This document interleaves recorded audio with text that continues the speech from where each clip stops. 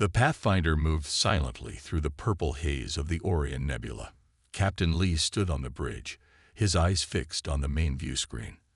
After 3 years in deep space, his crew had charted dozens of star systems, but they had found no signs of intelligent life. Until today. Multiple objects approaching.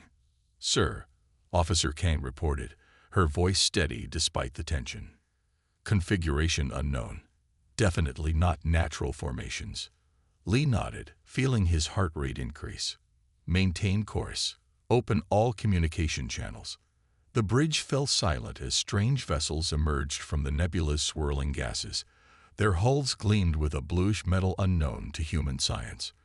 They moved with precision that suggested advanced propulsion systems. "They're beautiful," whispered Navigator Park. The ships of the Terrace Confederacy arranged themselves in a crescent formation facing the Pathfinder. Their design favored function over aesthetics, smooth, oval hulls with no visible weapons or external components. "Any response to our hails?" Lee asked. Communications Officer Hand shook his head. "Nothing yet, Captain. I'm broadcasting in all formats." Lee straightened his uniform. Humanity's first contact with an alien civilization would define his legacy. The United Earth government had prepared protocols for this moment, emphasizing peace and cooperation. "Keep trying. Let's show them we come in peace." After several tense minutes, the largest Terrace vessel emitted a beam of light that swept over the Pathfinder. "They're scanning us," reported Science Officer Moon. "Very thorough sweep. They're analyzing everything from our hull composition to our life support systems." A chime sounded at Hand Station. "Captain, we're receiving a transmission." The view screen shifted to show a being unlike anything humans had encountered. The Terrace representative had 6 eyes arranged in a hexagonal pattern across a face with no discernible mouth. Its skin shimmered with an iridescent quality that made it difficult to focus on. Lee stepped forward. "I am Captain Lee of the Earth vessel Pathfinder. We come in peace as explorers and wish to establish friendly relations." The translation algorithms worked frantically to decipher the response, which came as a series of harmonic tones rather than words. The computer finally rendered it in English. "Your presence is noted.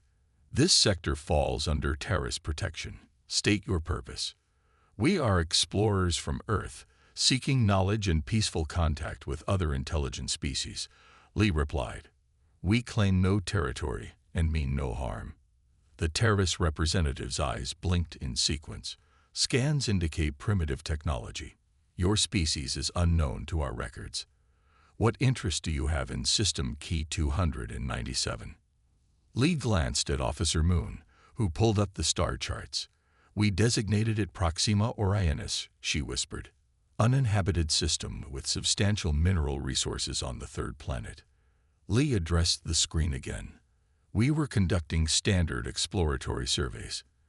If this system holds importance to the Terrace Confederacy, we respectfully acknowledge your prior claim." The communication paused as the Terrace ships shifted position slightly. "You have deployed sampling devices on the 3rd planet. Explain." "Standard resource assessment probes," Lee explained. "We had no indication the system was claimed. We can recall them immediately." Another pause. The Terrace ships moved again, now forming a loose circle around the Pathfinder. "Captain," Security Officer Joe said quietly, "they've activated energy systems consistent with weapons charging." Lee kept his expression neutral. "We mean no offense and will withdraw from this system immediately if you wish." The Terrace representative's tone shifted to something harder. "Your species is unknown, yet you approach valuable systems without proper diplomatic clearance. This suggests deception." "There's been a misunderstanding," Lee said, feeling the situation slipping away. "We had no way to request clearance, as this is our first contact with your civilization." "Primitive species often claim ignorance when caught trespassing," came the reply. "Your vessel contains scanning technology specifically designed to locate valuable resources. All exploration vessels carry such equipment," Lee explained. "It's standard procedure, not an indication of hostile intent." The six-eyed face moved closer to whatever visual sensor captured its image. The Terrace Confederacy does not recognize Earth authority or claims. You will surrender your vessel for inspection. Lee glanced at his officers. This was escalating too quickly. We wish to cooperate, but surrendering our vessel exceeds my authority. Perhaps we could meet at a neutral location to establish proper diplomatic. Weapons locked on us. Joe called out. Shields up, Lee ordered. Power to engines. The Terrace representative's voice hardened. Your defensive posture confirms hostile intent. Primitive species must learn proper respect. We are not hostile, Lee insisted. We're raising shields as a precaution only. A beam of intense blue energy shot from the nearest Terrace vessel, striking the Pathfinder's shields. Shields at 60% from a single hit, Joe reported, her voice tight with alarm. Lee hit the ship-wide comm. All hands, battle stations. This is not a drill. He turned back to the view screen. We have no quarrel with the Terrace Confederacy. Please cease fire so we can resolve this peacefully. Primitive species require demonstration, came the cold reply. All 6 Terrace ships now oriented weapons toward the Pathfinder. Evasive maneuvers. Lee ordered, prepare emergency transmission to Earth. The Pathfinder banked hard, its engines straining as it attempted to break away from the encirclement. Another energy beam struck, then another. Shields failing, Joe reported as the bridge lights flickered. Hull breach on Deck 4. Lee opened the emergency channel. This is Captain Lee of the Pathfinder. We have made contact with an advanced civilization, calling themselves the Terrace Confederacy. They have attacked without provocation following a misunderstanding over resource surveying rights. Their technology significantly exceeds ours. I am transmitting all scan data of their vessels and weapons capabilities. The ship rocked violently as more beams struck. Smoke filled the bridge as consoles overloaded. Engines offline, Navigator Park reported. We're dead in space. Lee continued his transmission, his voice steady despite the chaos around him. I recommend immediate military preparation. The Terrace consider us primitive and show no interest in peaceful dialogue. A massive explosion tore through the bridge. Lee was thrown against a bulkhead, pain lancing through his body. Through blurry vision, he saw Officer Moon drag the unconscious communications officer toward an escape pod. Complete the transmission, Lee gasped. Earth must know. Moon nodded grimly, pulling the emergency data core from its housing and securing it in the pod's transmitter. The Pathfinder broke apart under the concentrated fire of the Terrace fleet. Only 3 escape pods managed to launch before the ship's reactor went critical. Only one pod would ultimately be recovered, carrying a badly injured navigation officer and the crucial data about humanity's new enemy. Back on Earth, the transmission arrived 3 weeks later. Government leaders and military commanders gathered to view the final moments of the Pathfinder and the first images of the Terrace Confederacy. They considered us primitive, General Ba said quietly. A fatal miscalculation. Admiral Yoon nodded. Begin full mobilization. If it's war they want, we'll show them humanity is not to be underestimated. Shipyards across the solar system received new orders. Research facilities shifted to military applications. Humanity, long peaceful in its isolation, prepared to defend itself against an enemy that had dismissed them without a second thought. The first interstellar war had begun. Dr. Kim stared at the holographic display, showing the massive ship under construction. 6 months had passed since the destruction of the Pathfinder, and Earth was racing against time. The Terrace Confederacy had already attacked 3 outer colonies. The gravitational displacement needs another calibration, she said, pointing to a section of the schematic glowing red. If we don't balance the field correctly, the distortion could tear the ship apart. Her assistant, Officer Lee, nodded and adjusted the calculations. Better, but we're still seeing a 3% variance in the simulation. Dr. Kim rubbed her tired eyes. She hadn't slept properly in days. Project Nemesis consumed every waking moment of her life now. The ship taking shape in Earth's secret orbital shipyard represented humanity's best hope for survival. Try reducing power to the secondary emitters by 7%, she suggested. That might stabilize the field. The simulation ran again, this time showing green across all systems. That worked, Lee exclaimed. Field stability at 99.8%. Good enough for now, Dr. Kim said. Let's implement it on the actual systems. They walked from the simulation lab to the observation deck. Through the massive window, they could see the true scale of the Nemesis. The ship stretched nearly 2 kilometers in length, its black hull absorbing light rather than reflecting it.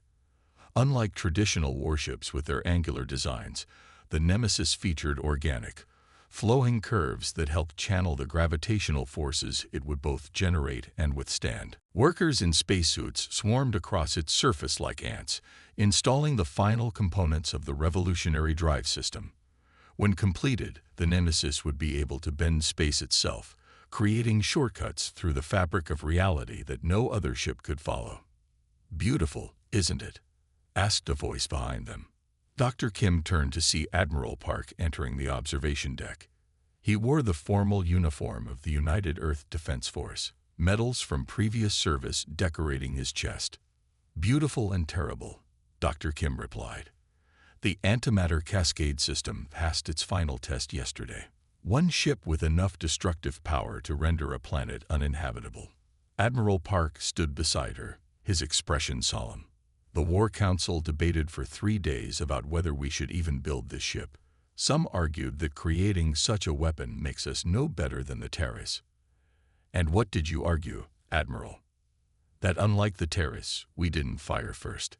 He turned to face her directly. Have you seen the footage from New Sol Colony?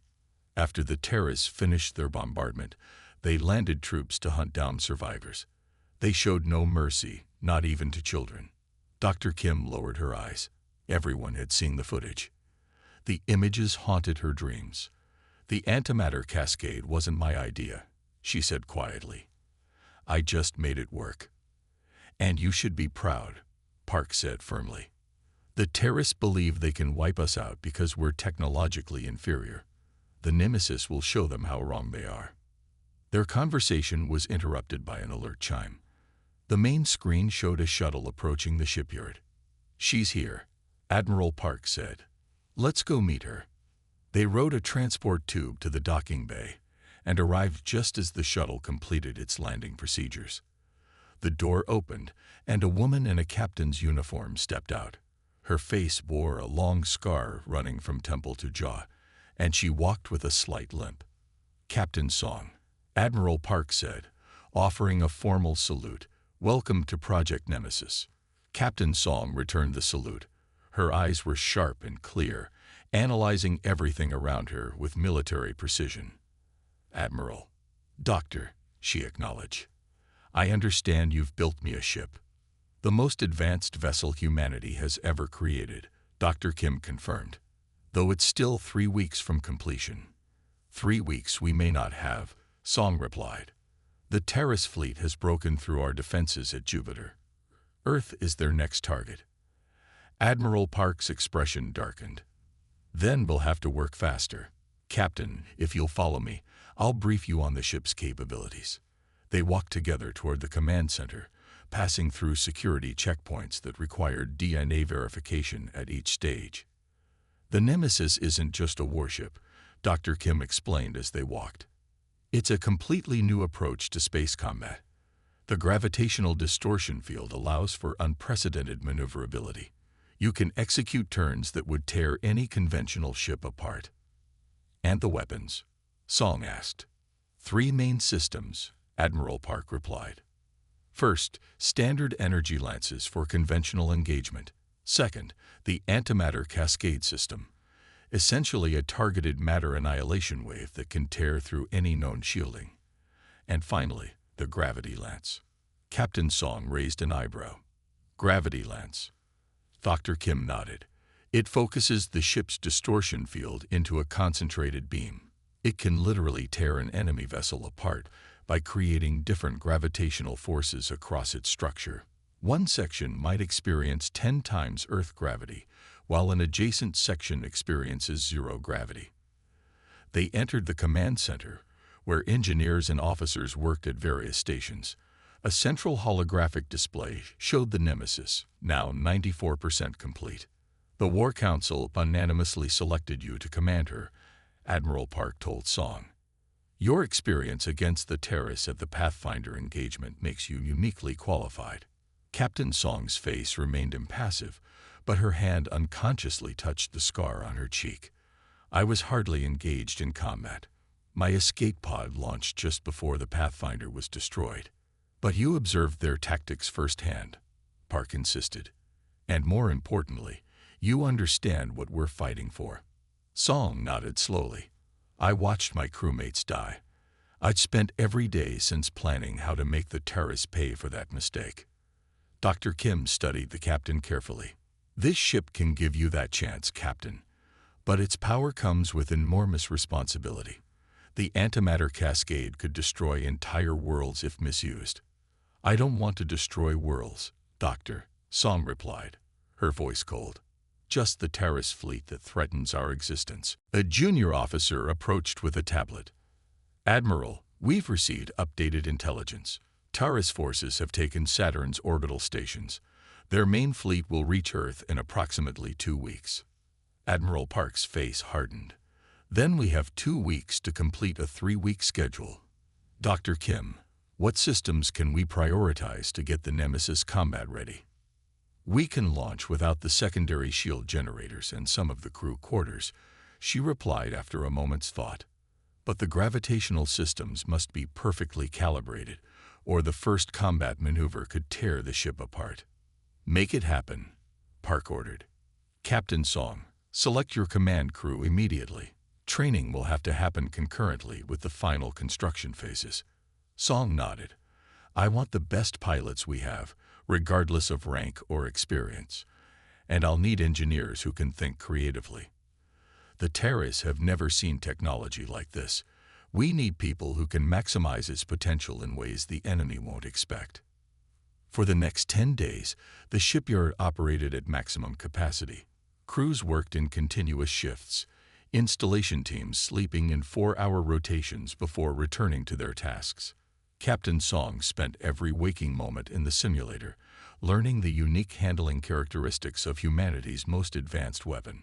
On the 11th day, the Nemesis powered up its core systems for the first time.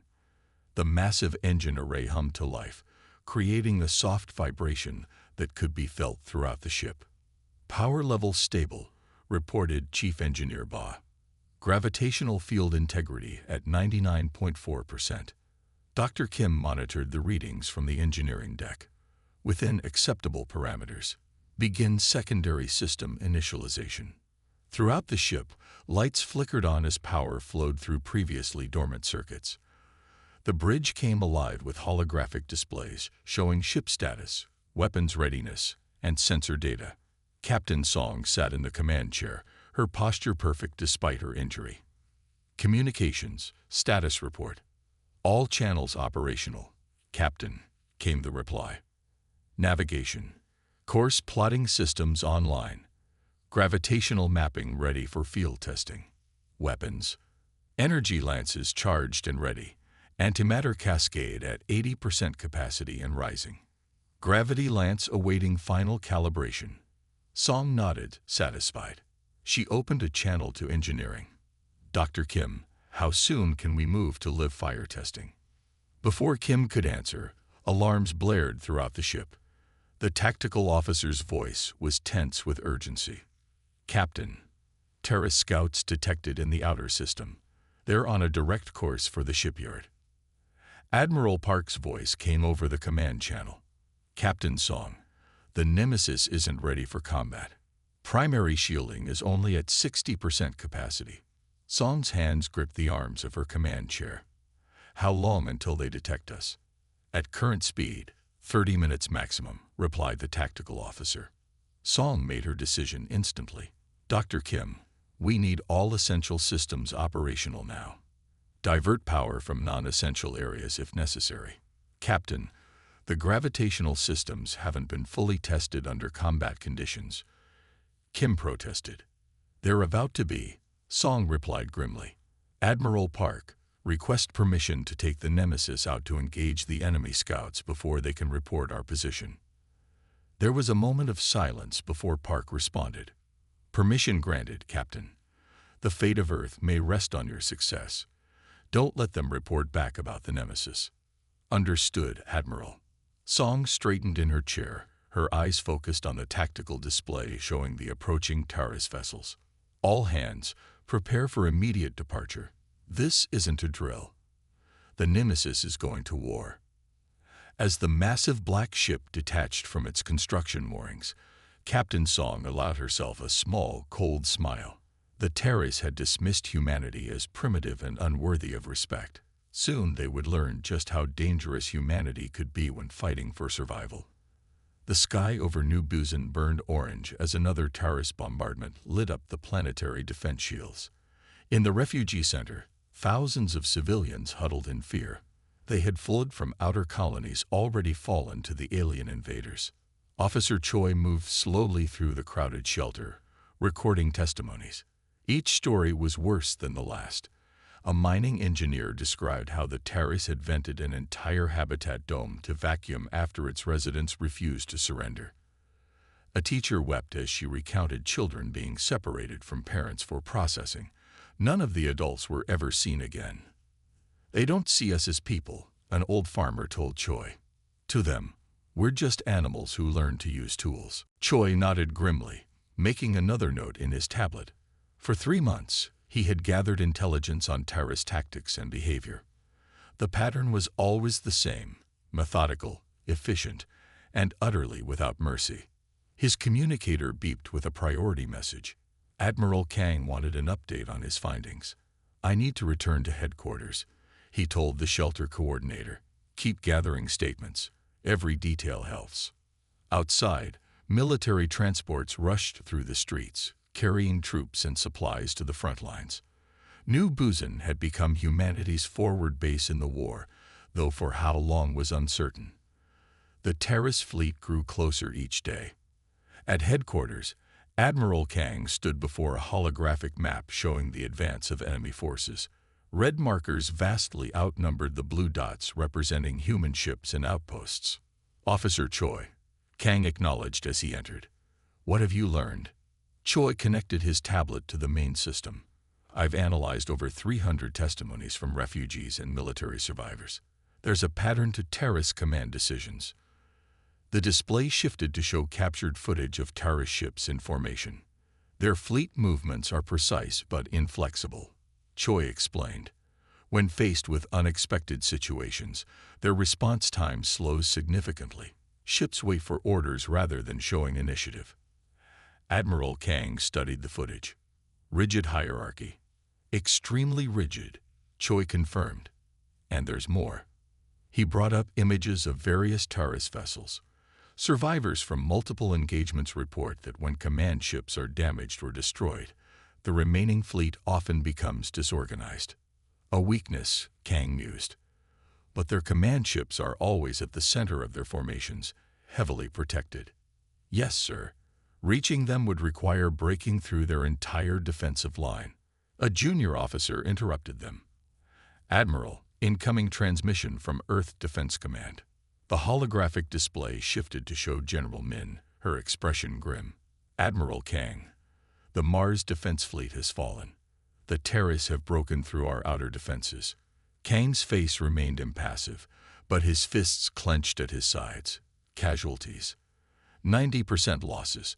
The remaining ships are retreating to Jupiter's moons. Min paused. New Busan is now our forward line. You must hold as long as possible. With what, General? My fleet is at 30% strength. Reinforcements are impossible. Every available ship is being recalled to Earth for the final defense. Min's voice softened slightly. But there is one piece of good news. Project Nemesis is ready. Choi looked up sharply. Everyone had heard rumors about the secret weapon being developed in Earth's orbit. Some said it was a planet killer, others that it could bend space itself. The Nemesis will deploy within 48 hours, Min continued. Your mission is to hold the Terrace fleet at New Busan long enough for it to get into position. Kang nodded solemnly. We'll buy you time, General. Whatever it costs. After the transmission ended, Kang turned to Choi. I need your intelligence report finalized immediately. If your theory about their command structure is correct, the Nemesis needs to know. Yes, sir. Choi hesitated. Sir, about our defenses. We won't hold for 48 hours, Kang said bluntly. But every minute we can delay them matters now. The next morning, alarm sirens wailed across New Busan. The Terrace main fleet had arrived. From his position in the command center, Choi watched as humanity's ships rose to meet them. The battle unfolded with brutal efficiency. Terrace vessels moved in perfect formation, their energy weapons cutting through human ships with ease. 3rd Squadron is down, reported a tactical officer. 5th and 8th taking heavy losses. Admiral Kang issued orders calmly, directing his outmatched fleet with the skill of a veteran commander. For 6 hours, they held the line, using New Busan's moon as cover for flanking attacks. But it wasn't enough. By nightfall, more than half of Earth's defending ships had been destroyed or disabled. The planetary shield flickered as Terrace bombardment intensified. Shield failure in sectors 3 through 7. A technician called out. Ground batteries are being overrun. Kang activated the evacuation protocol. Begin civilian withdrawal to the emergency bunkers. Military personnel will cover their retreat. He turned to Choi. Your intelligence report. Is it complete? Choi nodded, handing over a data crystal. Everything we know about their fleet structure, communication patterns, and weaknesses. Get to the last transport, Kang ordered. Make sure this data reaches Earth Defense Command. Sir, you should come too. My place is with my fleet, Officer Choi. Now go. As Choi's transport lifted off, he watched through the viewport as New Busan's defenses crumbled. The Terrace ships descended through the broken planetary shield, their weapons turning the once beautiful city into a hellscape of fire and destruction. The transport jumped to light speed, the view shifting to the starfield of faster-than-light travel. Choi clutched the data crystal, containing everything he had learned about the enemy. It had cost thousands of lives to gather this intelligence. He hoped it would be worth the price.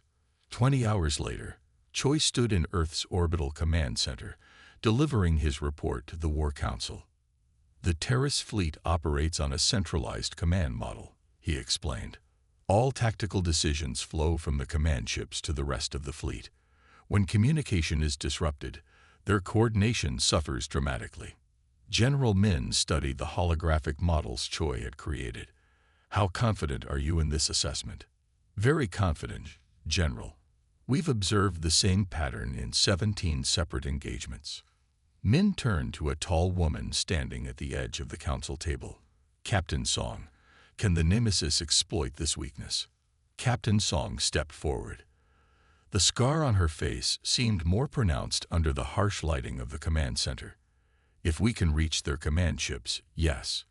But their defensive formations are designed specifically to prevent that. The Nemesis has capabilities they haven't encountered before, Min reminded her. Song nodded. The gravitational distortion drive could allow us to bypass their outer defensive line, but we'd need precise targeting data for their command vessels. Choi brought up additional images. Their command ships are identifiable by these communication arrays.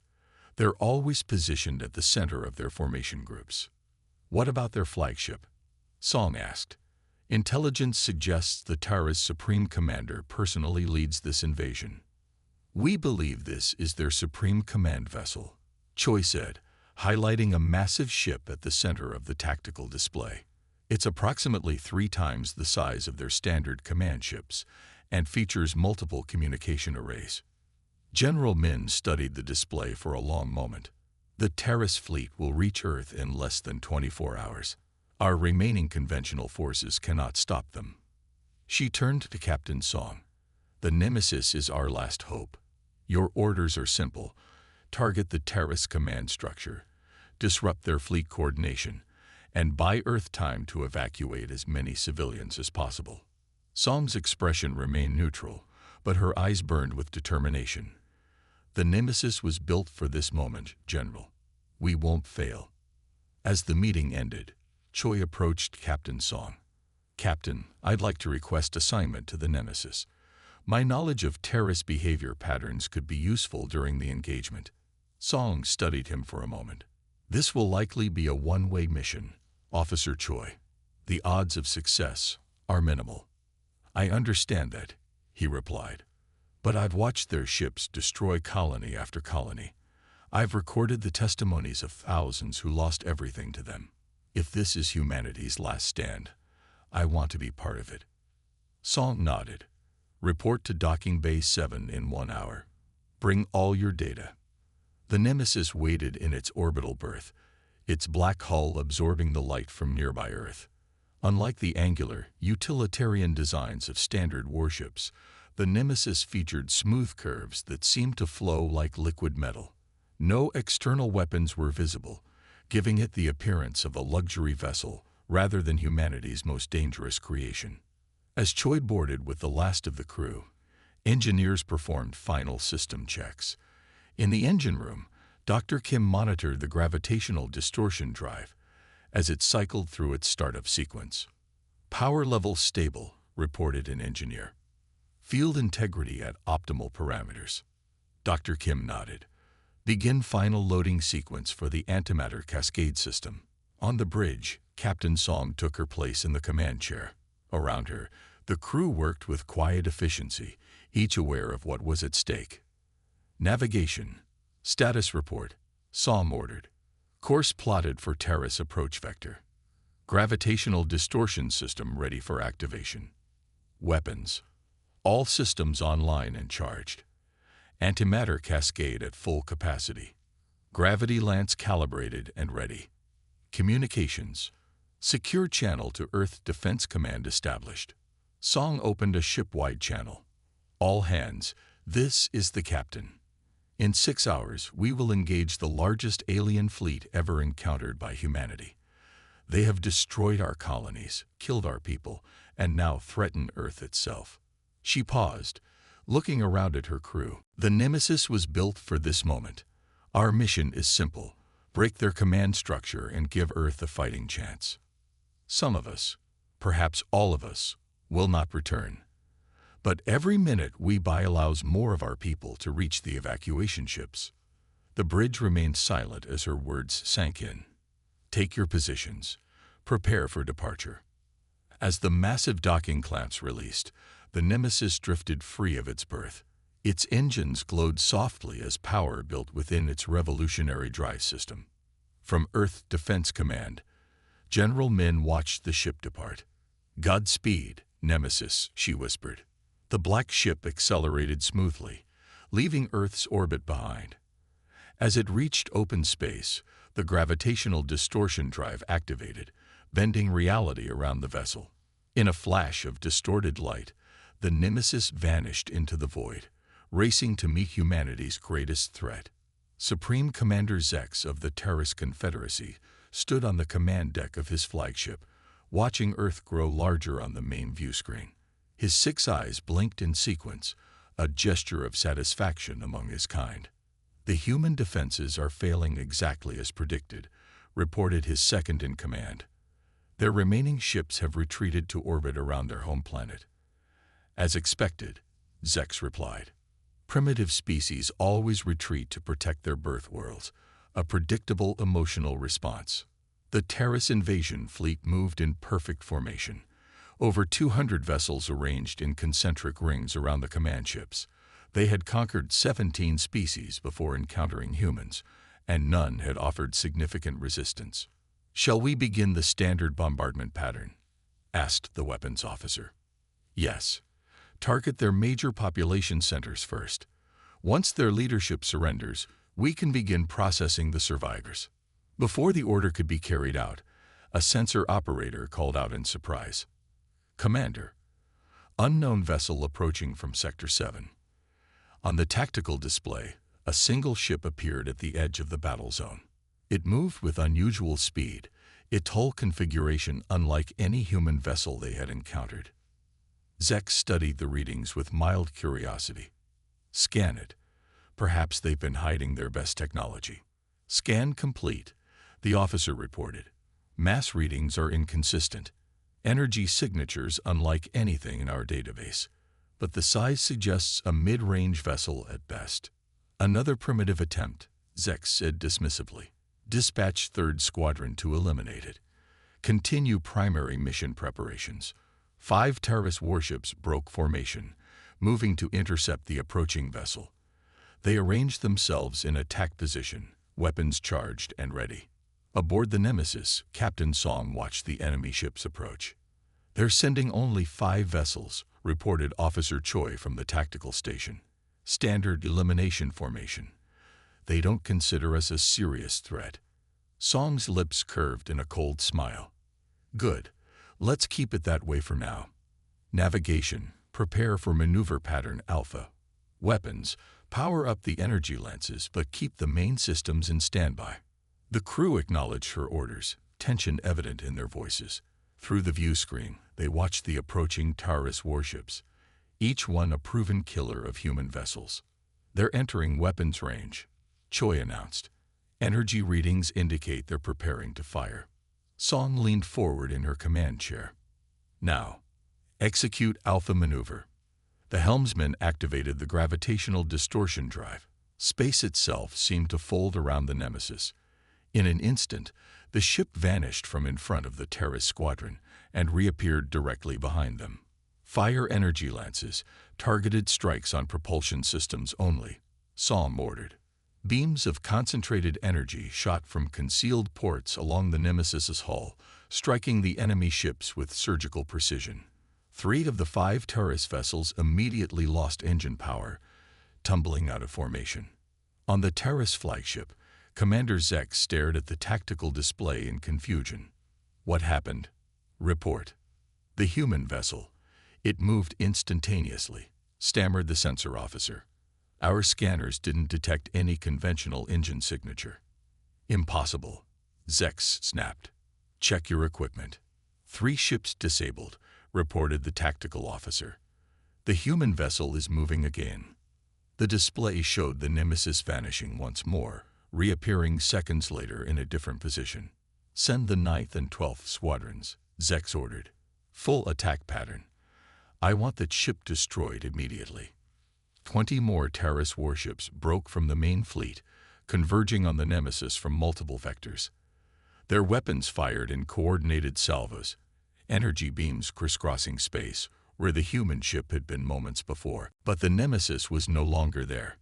It appeared briefly near one group of attackers, fired precisely targeted shots, then vanished again before the terrorists could adjust their aim. They're using some form of teleportation technology, the science officer suggested. But that violates known physics. Zex's skin darkened with anger, a physiological response his species displayed when challenged. Nothing violates physics. Their technology is simply unexpected. Adjust targeting parameters. Predict where they will appear next. On the Nemesis, the bridge crew worked with focused intensity. Each gravitational jump strained the ship's systems, but so far everything held together. Terrorist vessels are adjusting their tactics, Choi reported. They're trying to predict our jump points. Switch to pattern beta, Song ordered, and prepare the antimatter cascade for a demonstration. The helmsman nodded. Pattern beta engaged. The Nemesis jumped again, but this time, instead of appearing in a single location, the gravitational distortion created multiple sensor ghosts, phantom images of the ship that confused terrorist targeting systems. Select a target, Song commanded, preferably one at the edge of their formation. Choi highlighted a terrorist cruiser on the tactical display. This vessel has already taken minor damage. Their shields are at 92% capacity. Perfect. Lock antimatter cascade on that target. Minimal yield, focused beam. Weapons Officer Jun's hands moved across his console. Antimatter cascade charged and locked. Ready on your command. Song took a deep breath. This would be the first combat use of the weapon that had consumed so many resources to create. Fire. From the front of the Nemesis, a pulse of energy unlike anything seen before in space combat emerged. It wasn't a beam or a projectile, but a wave of distortion that traveled across space. When it reached the targeted Terrace cruiser, the effect was immediate and catastrophic. The antimatter cascade didn't damage the Terrace shields. It simply erased them from existence, converting their energy into antimatter that then reacted with the ship's hull. The cruiser didn't explode so much as dissolve, matter and antimatter annihilating each other in a brilliant flash. Silence fell across the Nemesis bridge as the crew stared at the empty space where a warship had been moments before. Choi was the first to speak. Target, completely destroyed. No debris. No survivors. Song nodded grimly. Send the recording to the Terrace flagship on an open channel.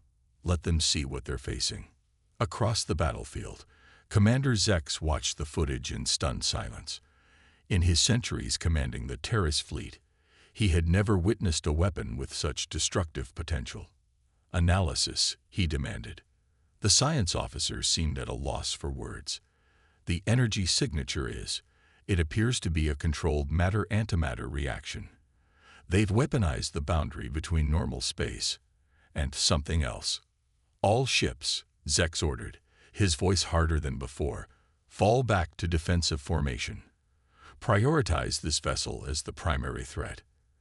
As the Terrace fleet reorganized, communications between their ships increased. The Nemesis sensors intercepted and translated their transmissions. They're calling us void demons, Choi reported, a hint of dark satisfaction in his voice. Their religious texts apparently have references to beings that can unmake reality. Song allowed herself a small smile. Let's show them what demons can do. Target their outer defensive line. Full antimatter cascade. Wide dispersal. The Nemesis moved again, gravitational drives bending space around it. When it reappeared, it was directly above the Terrace fleet.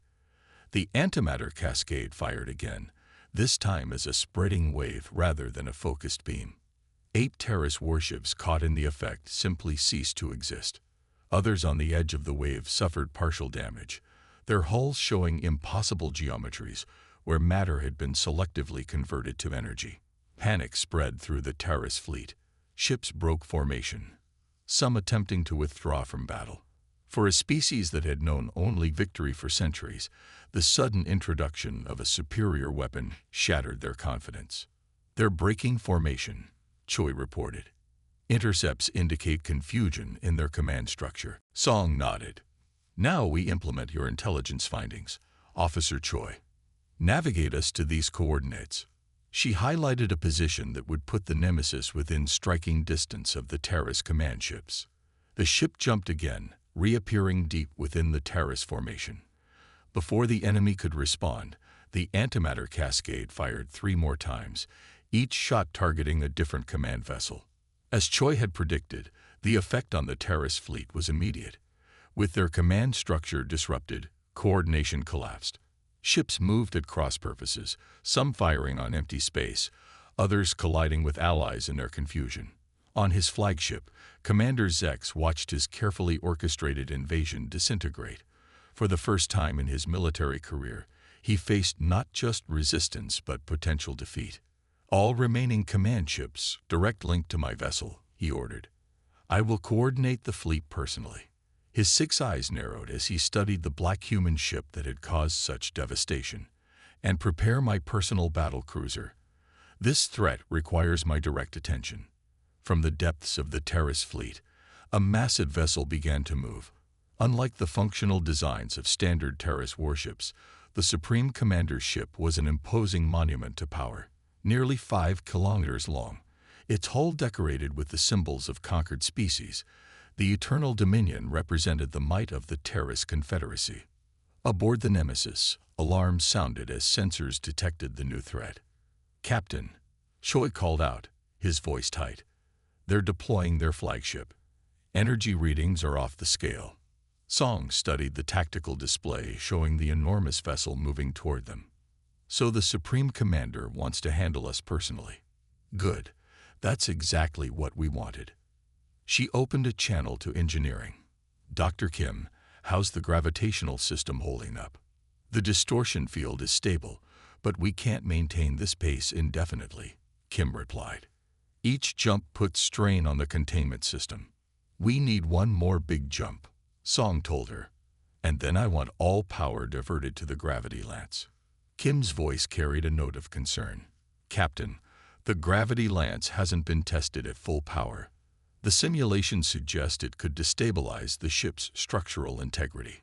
We're about to test it, Song replied simply. Prepare the system. As the massive Terrace flagship approached, the Nemesis made one final jump, positioning itself directly in the path of the oncoming vessel.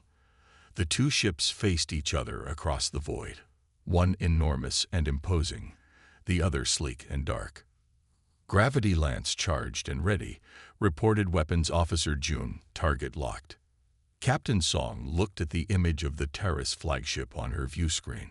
Somewhere on that vessel was the commander who had ordered the destruction of the Pathfinder, who had deemed humanity primitive and unworthy of respect.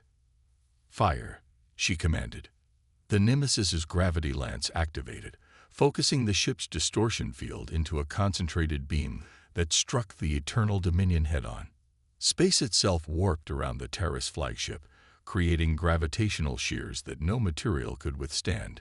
Different sections of the massive vessel experienced radically different gravitational forces, some parts crushed under forces equivalent to a neutron star, others torn apart by sudden zero gravity.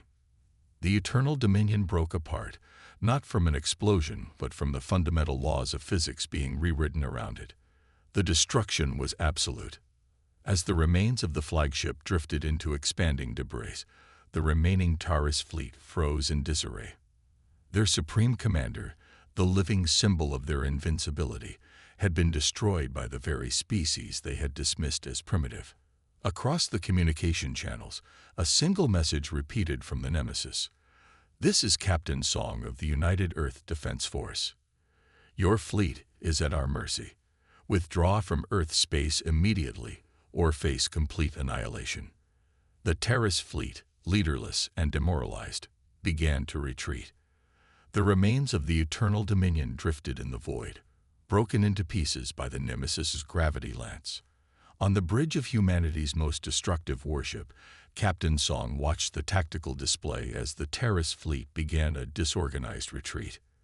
They're running, Officer Choi said, a hint of satisfaction in his voice. Not all of them, Song replied, pointing to a group of Terrace vessels regrouping at the edge of the battle area. That's their secondary command structure activating. They'll be back. Dr. Kim's voice came through the communication system. Captain, the gravitational distortion drive needs time to cool down. That last attack strained the containment field to its limits. How long until we can jump again? At least 30 minutes, and the gravity lance burned out multiple emitter arrays. It's not operational. Song nodded, considering their options. The Nemesis had dealt a devastating blow to the Terrace fleet, but the ship was not invincible. If the enemy regrouped and attacked while their systems were compromised, the outcome might be very different. Maintain battle stations, she ordered. Divert auxiliary power to shields and conventional weapons. The bridge crew worked silently, monitoring their systems and the movement of the remaining Taurus ships. After several tense minutes, Officer Choi straightened at his station. Captain, we're receiving a transmission. It's coming from the largest remaining Taurus vessel. On screen, Song commanded. The view screen shifted to show a Taurus officer. Unlike Supreme Commander Zex, this alien had only 4 eyes rather than 6, marking it as a lower-ranking commander. Its skin displayed the dark coloration that indicated stress or anger. Human vessel, the Taurus officer began, its translated voice harsh and mechanical. You have employed weapons that violate natural law. The destruction of the Eternal Dominion will not go unpunished. Captain Song met the alien's gaze steadily. Your fleet attacked Earth without provocation. You destroyed the Pathfinder and countless other human vessels and colonies. We merely defended ourselves with the tools at our disposal. Primitive species do not develop such technology, the Terrace insisted. You must have stolen it from a more advanced civilization. Song allowed herself a cold smile. We designed and built the Nemesis ourselves. Your mistake was assuming that humans are primitive simply because our conventional ships were less advanced than yours. The Terrace commander's eyes blinked rapidly, a sign of agitation. The High Council will not accept this defeat. They will send 1,000 ships to erase your species from existence. Before you make threats, Song replied, you should know 2 things. First, the weapon we used against your flagship was operating at only 20% capacity. At full power, it can create a localized singularity capable of consuming entire fleets. She paused, letting the information sink in.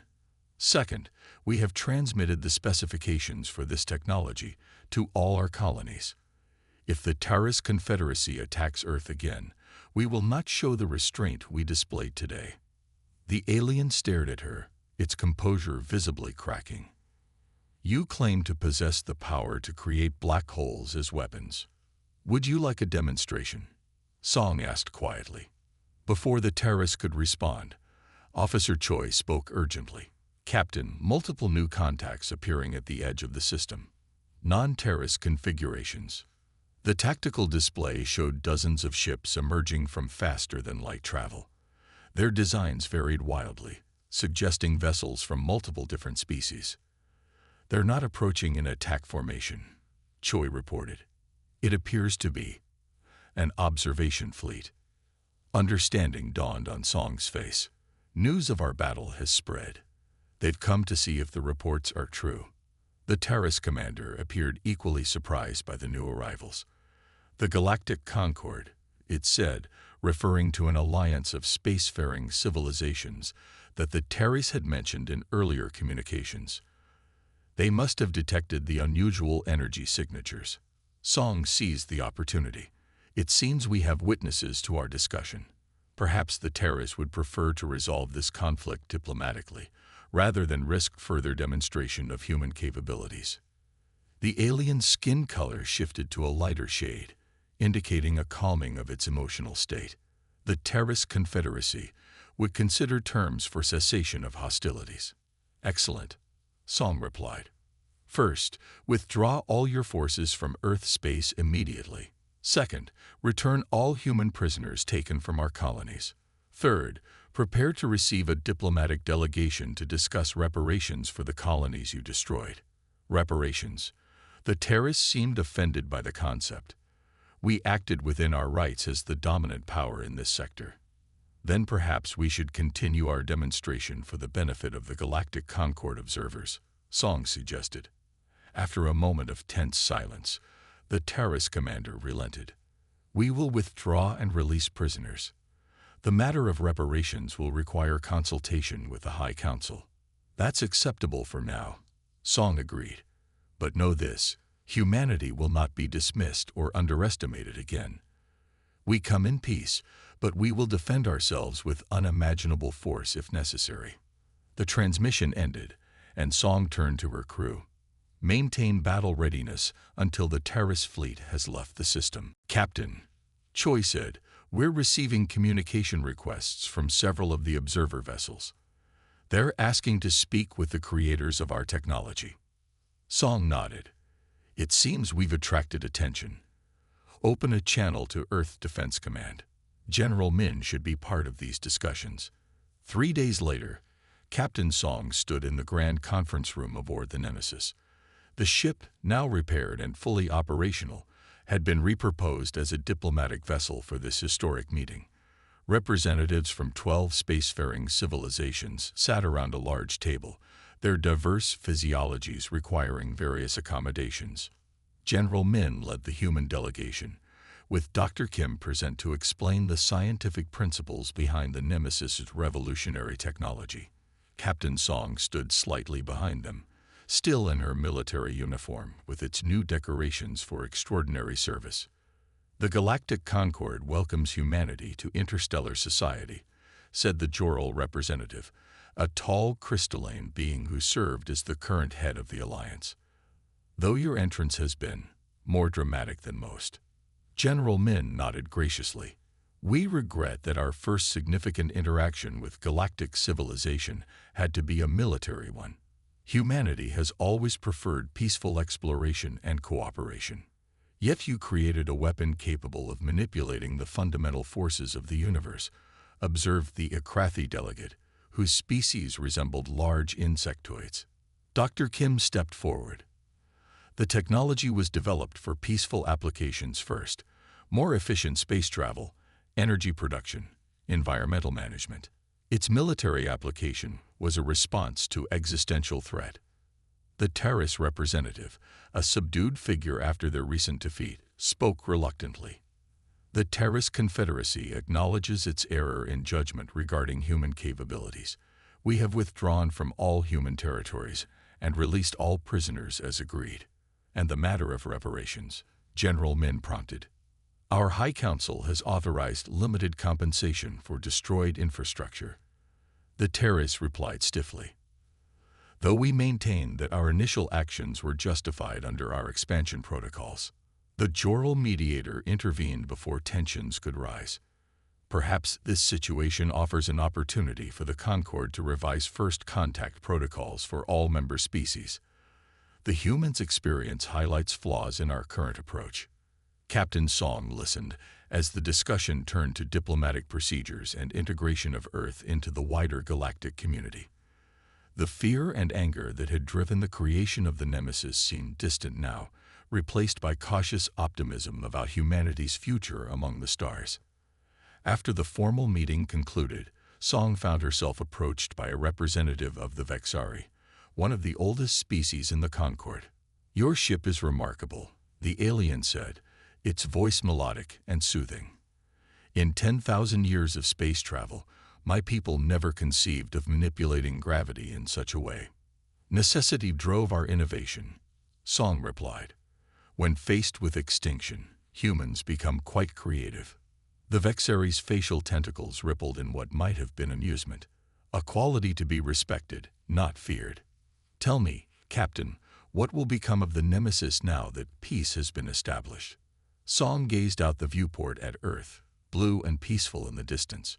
It will serve as both a reminder and a deterrent, a symbol that humanity wishes for peace but stands ready to defend itself. A wise approach, the Vexari agreed. Though I suspect your ship's greatest legacy will not be the battles it won, but the knowledge it represents. Your scientists have opened doors to understanding the universe that many thought permanently closed. In the months that followed, humanity took its place among the galactic community. The Nemesis became a symbol known throughout civilized space, not just for its destructive potential, but for the ingenuity it represented. Research teams from a dozen worlds worked with Dr. Kim and her staff to adapt the gravitational technology for peaceful purposes. New medical techniques emerged that used localized gravity fields for previously impossible surgical procedures. Transportation networks between worlds became faster and more efficient. The Terrace, humbled by their defeat, gradually normalized relations with Earth. Their rigid hierarchy struggled to adapt to a galaxy where their technological superiority could no longer be assumed, but necessity forced evolution of their cultural attitudes. Captain Song eventually accepted promotion to Admiral, overseeing Earth's growing fleet of exploration and defense vessels. Each new ship incorporated elements of the Nemesis's revolutionary design, though none matched its raw power. By mutual agreement with the Galactic Concord, humanity limited production of the most destructive weapons to prevent an arms race that could destabilize the region.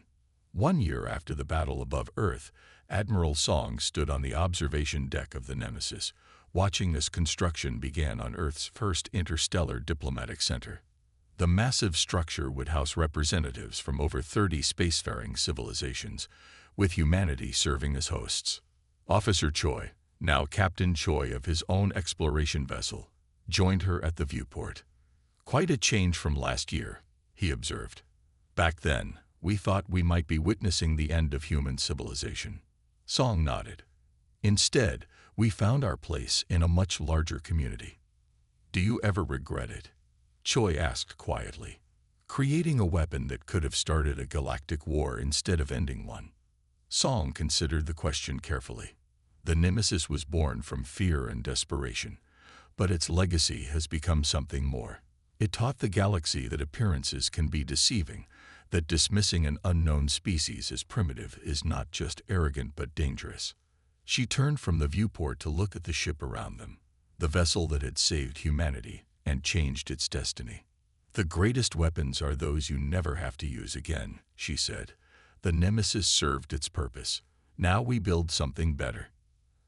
As if in response, the lights in the observation deck brightened slightly. The ship that had once struck terror into an invading fleet now served as a beacon of human ingenuity and a reminder to all spacefaring species. In the vastness of the cosmos, no civilization should ever be underestimated.